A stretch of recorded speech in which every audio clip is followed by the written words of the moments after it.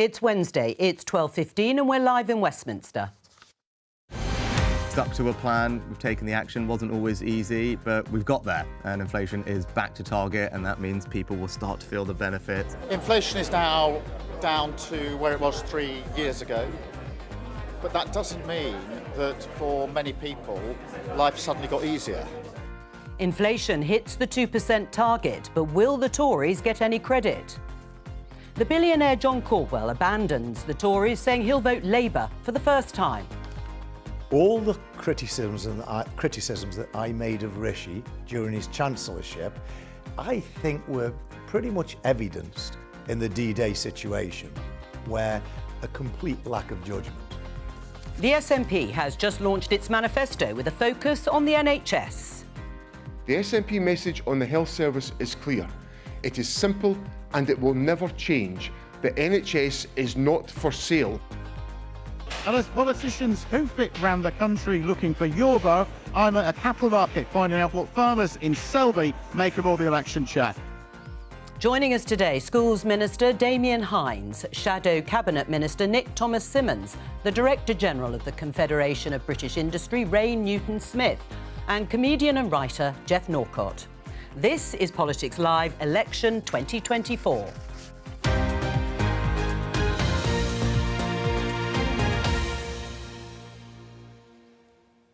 Let's start with the rate of inflation and this headline. BBC News, inflation falls to lowest level in almost 3 years. Yes, at 7 o'clock this morning, the Bank of England announced that the rate of inflation had hit the 2% target. Rain, the rate of inflation has dropped. Prices are still rising, but more slowly. Does that mean the cost of living crisis is over? I don't think it's over, but it's obviously good news for our economy that inflation is back at 2%, which is our long-term target. But it comes off 3 years where for most households, prices have gone up by about a fifth.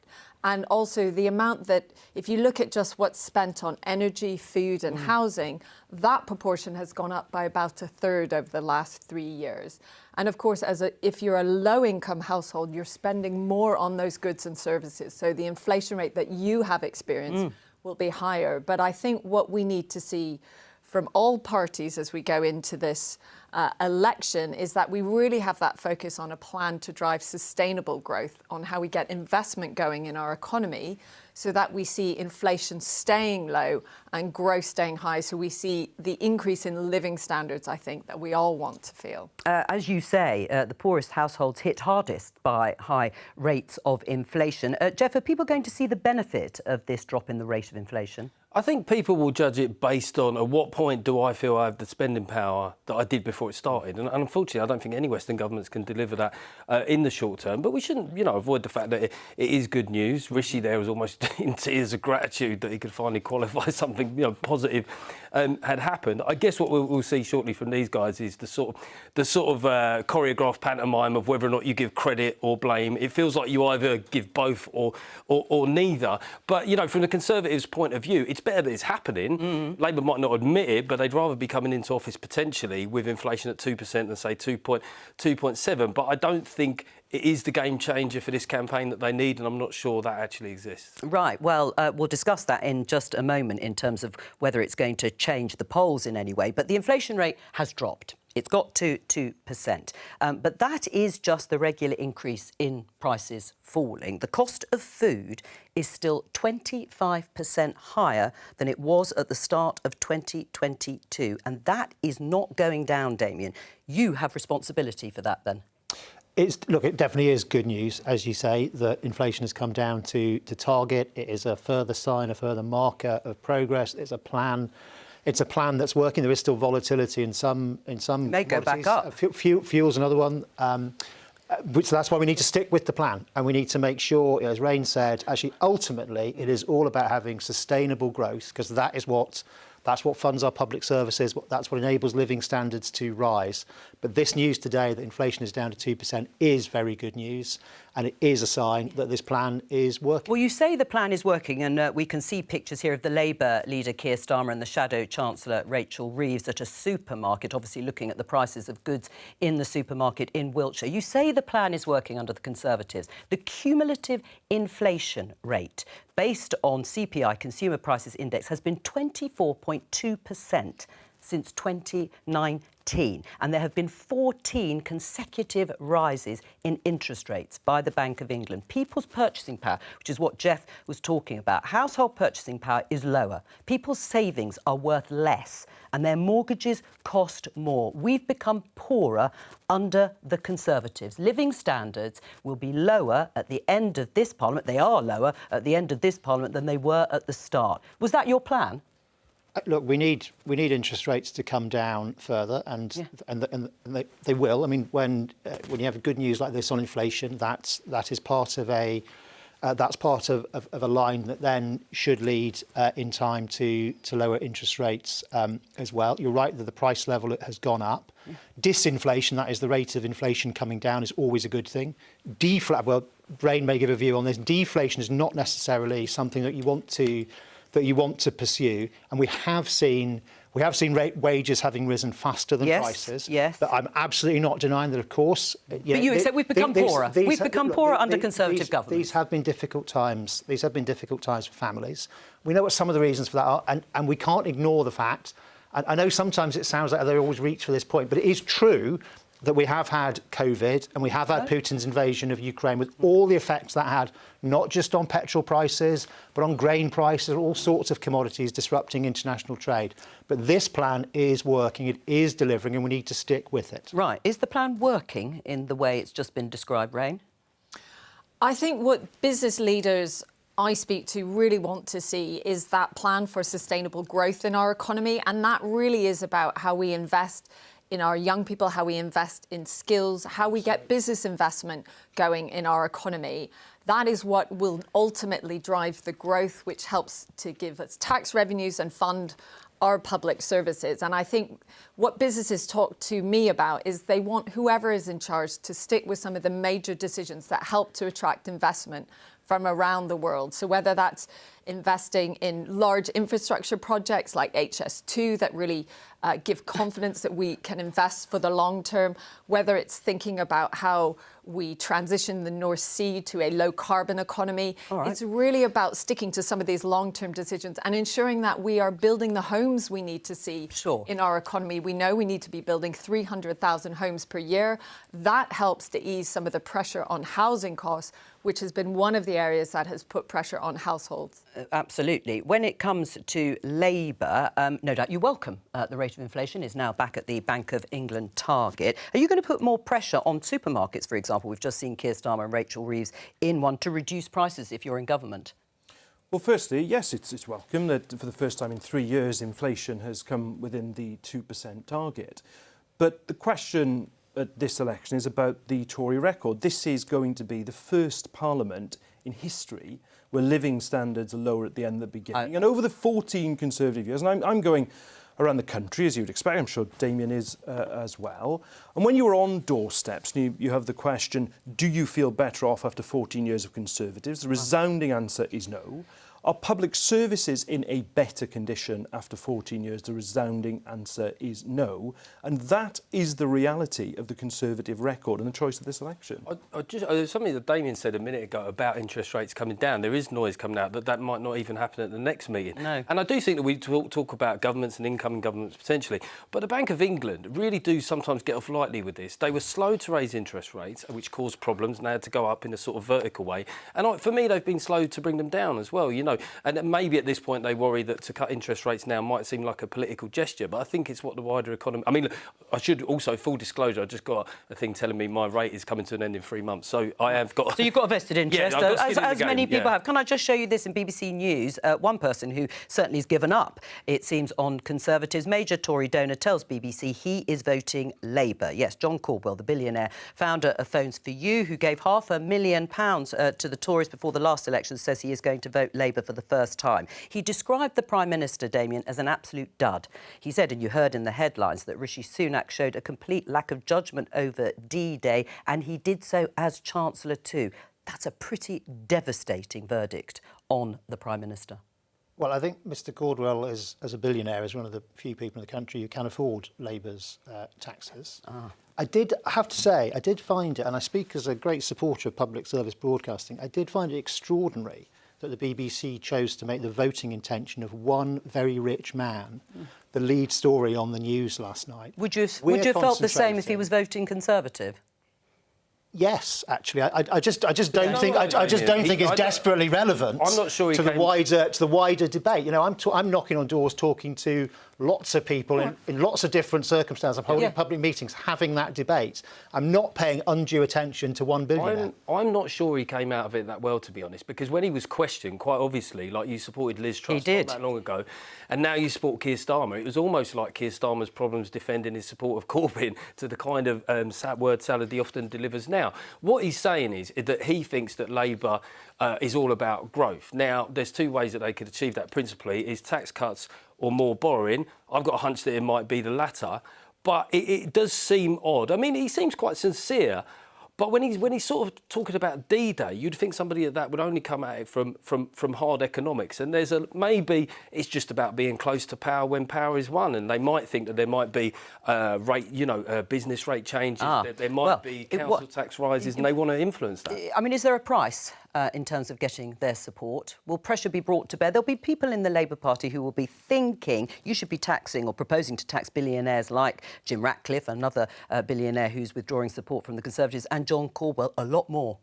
No, I mean, look, let me just take 2 points there. Firstly, I think you make the point about inward investment. I used to be the Shadow International Trade Secretary, and I think one of the things I was disturbed about going around the world was the impression other countries had about the political instability here. And I think we have to have an environment that attracts a great deal of inward investment. We would like to hold an investment summit in the first 100 days of a Labour government if we're privileged enough to form one. But on John Caldwell particularly, I mean, Damien says about not paying attention. There was plenty of attention paid to it in 2019 when he made a donation to the Conservative Party. So I do think there is a significance in someone, you know, an entrepreneur, founded of course Phones for You, billionaire who has said what he has about voting Labour for the very first time. And it's a reflection as well. He may be one person, but I am coming across people on the doorstep who are lifelong Conservative voters, exactly like John Caldwell, who are now for the first time thinking of voting Labour. Rain, very briefly, you wanted to say something? What I would say is, regardless of who wins on the 4th of July and whoever is in number 10, I think we need them to be listening to business, because we know the vast majority of investment we need in our economy has to come from business and business leaders. So they need to be listening to businesses of all sizes to really understand what they need to see to help unlock the investment in our economy. Well, you'll be happy to know we're going to hear from a small business person in just a moment, but let me give you these deadlines for postal and proxy votes appearing on your screen, because you've got until 5 p.m. today to apply for a postal vote. You have until 5 p.m. next Wednesday to apply for a proxy vote, but only on the basis that you have already registered to vote. So make sure you do those things by 5 p.m. today and 5 p.m. next Wednesday. As I said, we're going to talk to a small business owner. More than 5 million small businesses registered in the UK, an important factor then in deciding our next government. So let's find out what they want. Linda Anderson runs The Kitchen, Croxley in Hertfordshire. It's a micro business, a business with under 10 employees, which started as a cake business but now runs as a cafe offering food too. Welcome to you, Linda. How tough has it been running your business over the last few years? Good afternoon, and thank you so much for the opportunity to speak today. I just feel like I really want to speak out on behalf of the very many micro businesses, perhaps in particular hospitality businesses that are really, really struggling at the moment. Many cafes, pubs, restaurants known to me and throughout the country have actually gone under recently because of the huge challenges that we are facing. We came out of the pandemic where we'd had to really diversify and pivot and change and, you know, work hard to keep our businesses afloat during that time. And now we're in a situation where just like it's like a perfect storm or an imperfect storm of challenges have arisen, which are making it really, really difficult for us. So over the last 18 months or so, we've introduced a lot of new things, outside catering, and we've really built up on our afternoon tea business, and we've changed it, some of our opening hours, we're all doing more breakfast, whatever. We have massively increased our turnover, like to the extent that we should be really, really proud of that. Yes. But whereas 18 months ago, we were actually showing a profit, we are now barely breaking even. Why? Why is that? Well, we've got no control over our utility bills. A £5,000 a year utility bill is now in excess of £20,000. We have no control over inflation. Only yesterday I heard that 10 kilograms of dark chocolate, which makes our infamous salted caramel brownies, will now be costing me £115, whereas 18 months ago that was £57. Linda, can I just then say, what would be your number one priority that you would like to hear? We have Labour and Conservative politicians here in the studio. Well, most of all, the issue for us is the VAT. The VAT legislation, I think, is really, really discriminatory. When somebody sits in our tea room and enjoys coffee, cake, afternoon tea, whatever, 20% is added in VAT to their bill. It's the same if someone takes away hot food. You can take away a cold sandwich, but if you take away a panini, 20% is added to the bill.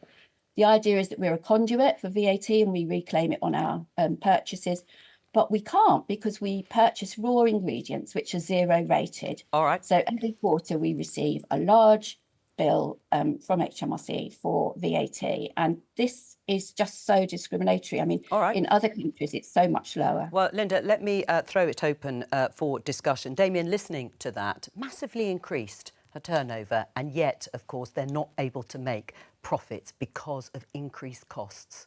What do you say? What are you saying? I'm sorry. First of all, I'm sorry to hear that, and I do understand this has been a very difficult time for the hospitality business, for some food businesses. COVID was desperately difficult for hospitality. I used to work it was my own career before I was in politics, was in hospitality and the licensed trade, and I know a lot of people who work in that industry. The sector has done an amazing job in coming back from COVID, and it sounds like you've grown your business, Linda, incredibly effectively. What you say about rising costs, I totally understand, and that's why we need to not just get inflation under control, but as is happening now, but keep it under control and make sure we make things more manageable. What help are you giving? But first of all, what help are you giving? Yeah, you asked directly about that. I don't think you're going to hear a difference. Nick may correct me, but I don't think you're going to hear a difference between us. Well, that's not a good thing, though, is it? Damien? Well, I'm self-employed myself, and this so-called emergency rate has been around for so many years. And when I charge a client for a corporate event or a booking, I have to add a fifth. A fifth is an aggressive figure to a lot of people, especially in hospitality at a level like that. And the fact that it's not even a discussion to cut it for small businesses from a Conservative Party, I find that disappointing. Well, there are a number of things we do want to do to help small businesses, including, we have extended the retail and hospitality rate relief for another year. Over time, we really need to look at this imbalance that you can get between online sales and shops, and that I think structurally is a big issue. It's not so much for like the licensed trade, pubs and bars and cafes, but it is for the if there's a manufactured side of baked side of your business for sale. By, for example, changing that balance between warehouse business rates and retail premises business. But for now, these are really important. They may be in the longer term, but we're listening to Linda talking about the situation now. What help is Labour going to give, promising to give small businesses? So, Linda, first of all, thank you for coming on and saying the difficulties that you've had. And it must be extraordinarily frustrating to have increased your turnover in that way over 18 months, which I no doubt has taken a great deal of hard work. But actually to have your profit margin eroded by those rising energy bills. Now, just to pick a few things that I think that Labour would do if we are privileged enough to form a government. Firstly, we do need to bring energy bills down. That's why we would invest in a publicly owned energy company, GB Energy. It would be based in Scotland, and the idea would be to give energy security to the UK and to bring bills down annually by hundreds of pounds. Secondly, I don't know if late payments were a particular issue for your business, but I think that's something we also need to crack down on. I think cash flow is so important to businesses. And I've had small businesses tell me about difficulties that they've had with payments. We need to make that change. I also think we need to look at reform of business rates. So picking up something that Damien said, I do think now there is that imbalance between the online retailers and indeed bricks and mortar businesses. I don't think the business rate regime we have reflects it. And I think we need to, if we are privileged enough to form a government, have voices from small businesses and others into how best we can make those changes. I just want to get a response from Linda from what you've heard from the two politicians. Does any of that make up your mind as to how you might vote? Sadly not. I've read as much of the manifestos as I can and listened to as much as I've been able, although I'm working 24/7 just to keep the business afloat. There's lot's been said about business rates, but the government, or government in waiting, really needs to listen to micro businesses. We're on a parade of shops in the high street, not in a high street, on a small parade with very low rateable value. Business rates really aren't like a massive priority for us. It's the same when we hear that corporation tax is going to be reduced. It makes no difference. If you're not making a profit, you're not paying it. Right. What we need is action on VAT. All right, well, we've heard that. Well, they've heard that. that, hopefully, loud and clear. Rain.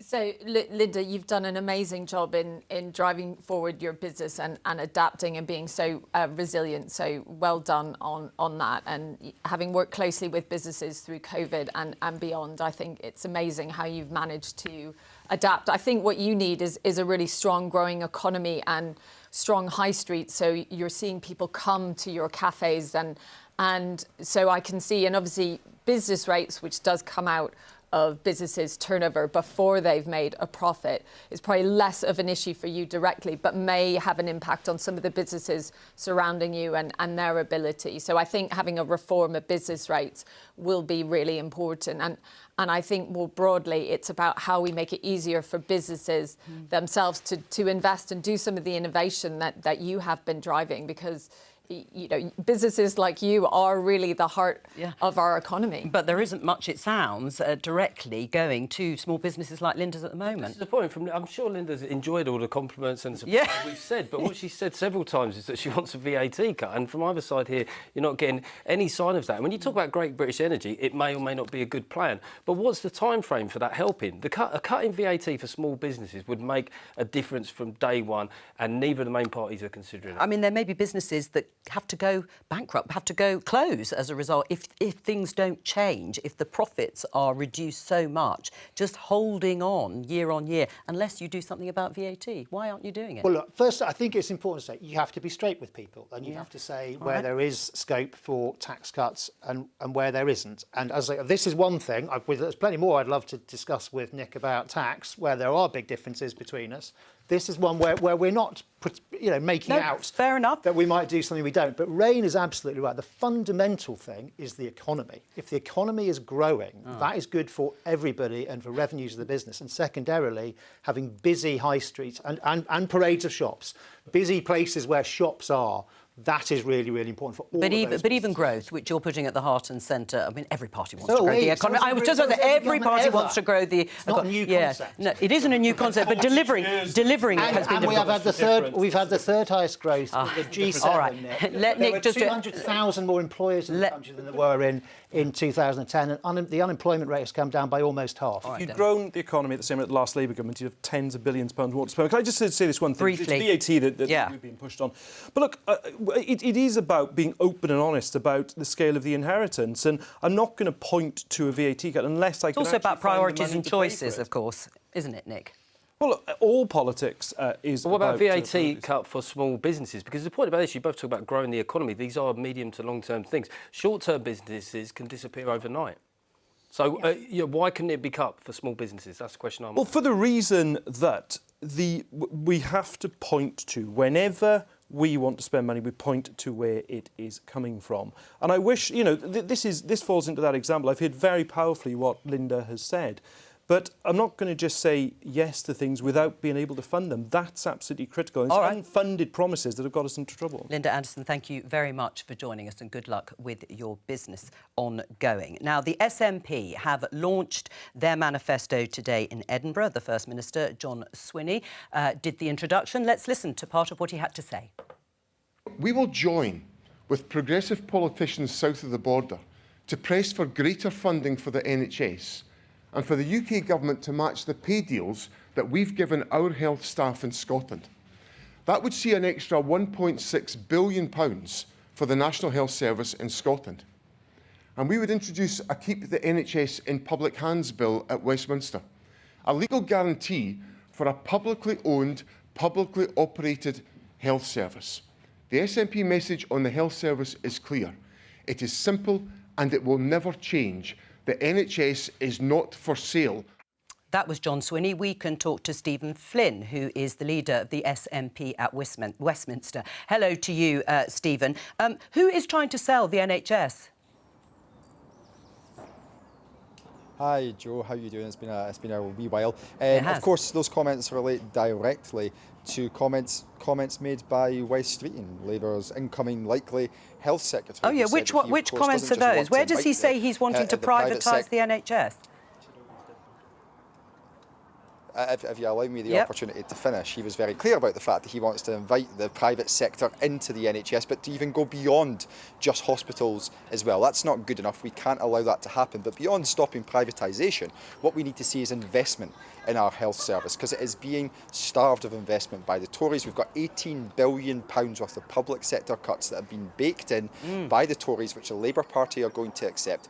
We reject that. We think there needs to be more money going into our health service to meet the needs of the people of Scotland and indeed people right across these aisles. That's a positive vision in stark contrast to the status quo cuts consensus that's coming from the two major Westminster parties. Let's talk about investment in just a moment. I want to focus on this idea that you are introducing a bill. You want Westminster to legally enshrine the idea of the NHS in public hands. Which of the main parties are pledging to privatise the NHS, Stephen Flynn? Privatisation means that they are going to start charging people for access to the National Health Service. Which party's doing that?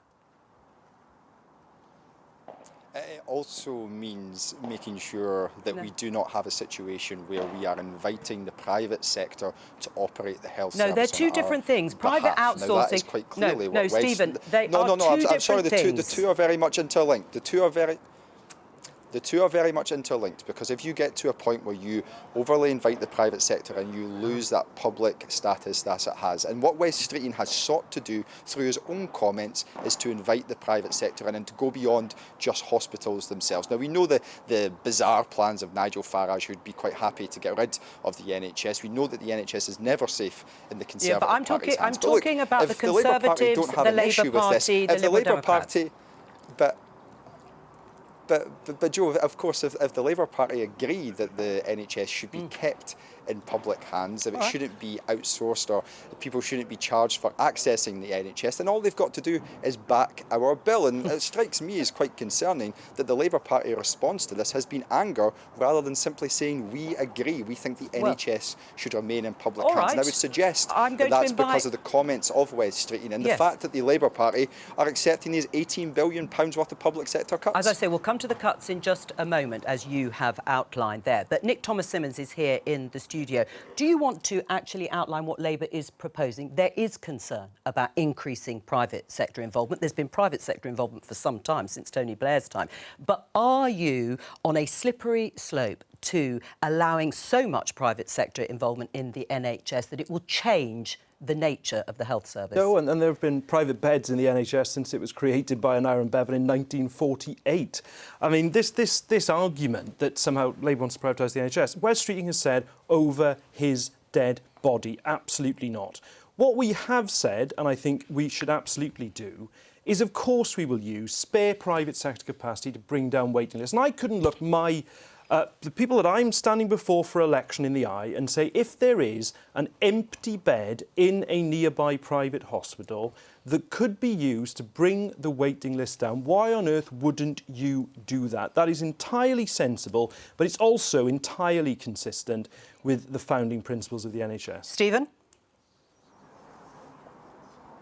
Well, if Nick is of that view and he's so confident of that view, what he can do today is state that his party would back our bill to keep the NHS in public hands. And what he could do beyond that is say that he will not back the £18 billion worth of public sector cuts that the Labour Party are accepting from the Tories, which the IFS call a conspiracy of silence, because that's going to have a detrimental impact upon our health service and our ability to meet the needs of individuals. Those are the easy propositions which he could agree to right now. Nick? I don't need to back an SNP bill to show my commitment to the NHS, not at all. And in respect of the second point that Stephen is making, there will be an immediate cash injection into the National Health Service if we get a Labour government at Westminster. We will fund it by closing the loopholes in the Conservatives' non-DOMS policy. The people who live here should pay their taxes here. And secondly, by closing the gap with people who are not paying their taxes. Now, in England, that will pay for an additional 40,000 appointments a week. And as Stephen knows, there will be Barnett consequences of that going to Scotland. I'm sure he will welcome, on the basis of what he's just said, that additional investment to Scotland if we are going to be able to secure that Labour government. But I would urge people in Scotland to vote Scottish Labour for change. We've had 17 years of Stephen's party in power in Scotland, 14 years of the Conservatives. If you want to send a government to Westminster from Scotland, vote Scottish Labour. Right. I mean, in terms of the way you, the SNP, run health services in Scotland, because it is devolved to Scotland, you're asking for more money and more investment when your record, according to your critics, is lamentable. Here is the BBC News headline: NHS Scotland waiting lists hit record high. Why do you deserve more money from Westminster when you are mismanaging health services and have done so in your record in government already?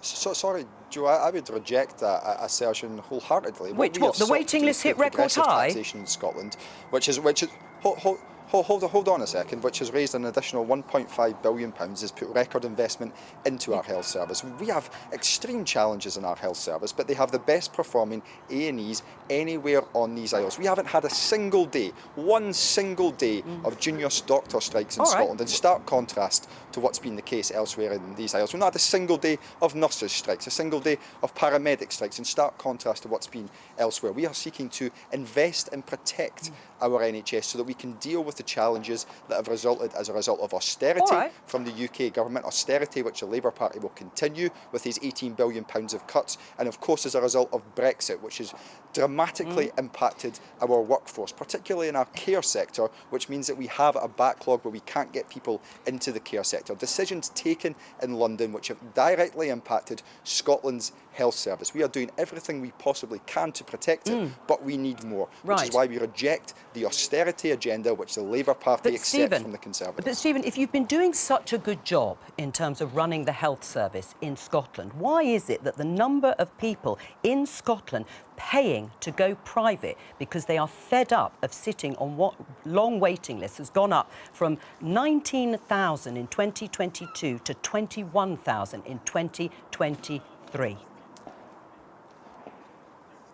For the exact same reasons that there are backlogs in Wales and in England because of the pandemic. We know that that is the case, and what we need to see in order to counter that, in order to change that, is investment, which is why today we're saying that we want another £16 billion of NHS spending from the UK government, so that's £1.6 billion more coming to Scotland so that we can do more in order to bring those waiting lists down. But when it comes to our NHS, as I said, we've had a record funding, we have challenges, but we still have the best performing health service in pretty much every metric on these isles, and that's not every metric, clearly, because I've just read you the waiting list. Of course, as is the case I said almost every metric, right. as is the case in Wales, where the NHS is on its knees under Labour's control. All right, There's a stark difference, and it wasn't me, by the way. If we want to talk about West Streeting, as we did earlier, West Streeting said that all roads lead back to Westminster when it comes to the NHS in Wales. Why is it different in Scotland? All right, well, let's put that to Damien. I mean, there has been a period of austerity, says Stephen Flynn.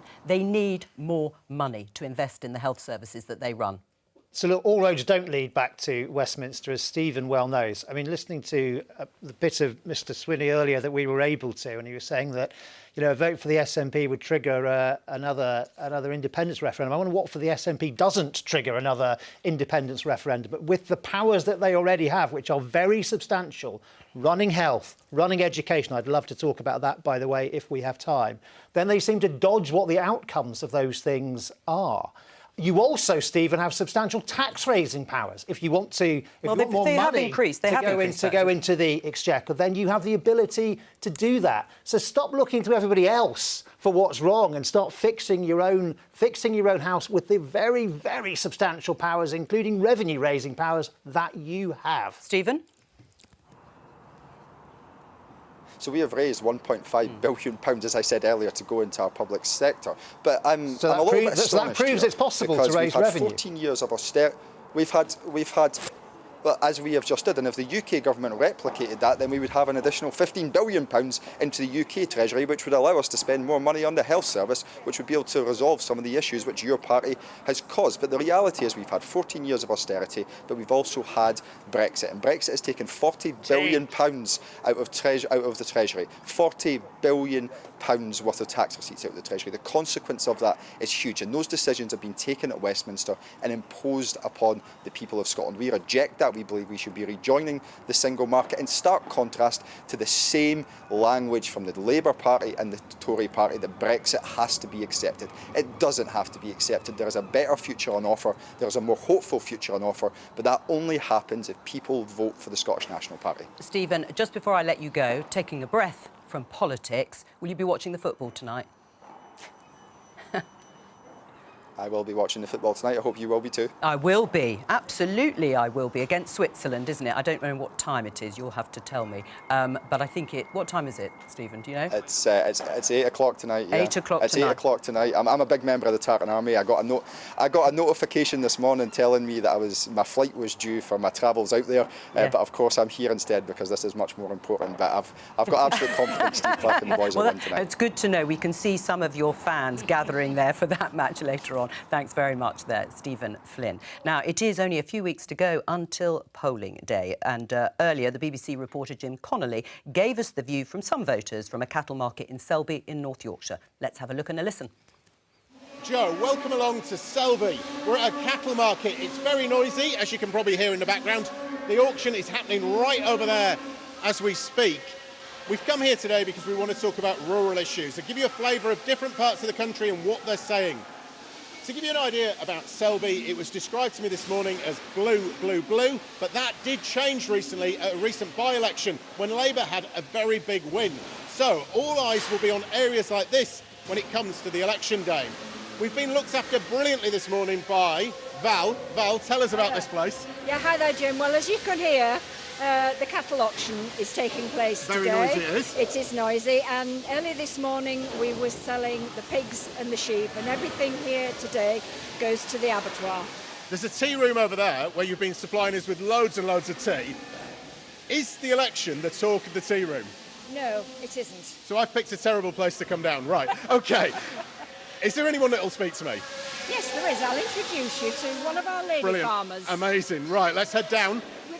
Rebecca, tell me, Rebecca, when it comes to the election, do you think politicians are listening to rural communities and farming communities? No, I don't. I think they need a better understanding of definitely the farming community, especially for the younger generations to keep carrying on with farming. It's a hard way of life for little reward often, so I think we need more financial input, definitely, to encourage those younger people to carry on. So what will you be looking for from the politicians? Because I understand you're not that sure who you're going to vote for. No, I'm not at this moment in time. I think as well as encouraging younger people into farming, I think we need to be encouraged as a country to produce our own food, i.e. corn and meat. Rebecca, thanks ever so much for chatting to us. Hello there. Tell us, farming, is it a priority for politicians? Definitely, without element of doubt. Yeah, they're going down wrong tracks. They won't listen to us. We're taking good land out of production, what should be growing corn and etc. And they just don't listen to us. So do you know which way you're going to vote? Not at the moment, no. What do you want from the politicians? What will you be looking for before you go and put your vote in? Well, to put more money into it and encourage younger generations and so forth to carry on, because it's a diminishing industry. But we all rely on it. That's the difference, isn't it? That's the thing. We all rely on farming. We rely on the food. But we can't get it through to politicians. This is the trouble. On the odd ones. So they're not. Yeah, that's the problem. Do you feel the same? Yeah, we're only producing probably just over 50% of his food at the moment. There's no food security policy really on the agenda. Where we're going to get that food from with increased population, and there's many hundreds of thousands of acres of agricultural prime land going to be taken out of production with the solar projects, which should have nothing against solar, but it should be on poorer quality land, and same with turbines. But where are we going to get the food from? There's no idea at all where it's going to come from. We could be down to a third. Are we going to get it from Australia or the Amazon rainforest? What's the idea? I keep hearing from all of you that you don't feel connected to politicians. No. It does feel a million miles away from Westminster here. Yeah. If you were going to start your own political party or campaign for a political party, what would you say the best policy to win farmers over would be? We've got, since we've had Brexit and such like that, we're on reduced income as such. We're not on a level playing field with Europe as such straight away. We're not getting that money. And so more has to be invested. One of my main projects is more should be done on the rivers. We've suffered the worst flooding in this area for my generation, with thousands of acres not cropped at the moment, and it's not our fault, it's climate change, isn't it? Well, that is the view down here at the auction. It's not the view of everyone in Selby, obviously, but it is a good reflection of a few voices. But we will be in different places over the next couple of weeks. Tomorrow, for example, we're in Sheffield. And if you're interested in who's standing here in Selby, well, there's a full list on the BBC News website. Well, that was Jim there in Selby. Let me just show you the list of candidates who are standing there in the election. You can see it. We only have a few minutes left. But, Jeff, listening to the cattle market people, the people who work there, not the talk of the tea room, yes, the lady said at the beginning. The most telling moment of the whole report. Is it the talk of the tea room? She curtly said no. And it isn't on a national level. I've got to say that they could have done us all a favour and ended this election 2 days before the Euros started. Because at that point, I think we'd have all been grateful, or suspended it for the duration of the tournament. And that is a problem, I think, genuinely. You know, there's more sport to come as well. Is for both of these guys, is getting messages through while we're fundamentally distracted. Rain, were you surprised by what you heard there? Not feeling connected to Westminster, still undecided. And we're only a few weeks from polling day. No, I mean, I think just hearing some of those voices and you know, both different generations of farmers, I have to say in this job, one of the great privileges is being able to speak on behalf of farmers through the National Farmers Union, and also being able to see some of the pressures our farming community is experiencing from, you know, food and drink manufacturers who have also seen some of the pressures that And what do they want? And what do they want? Well, the same things?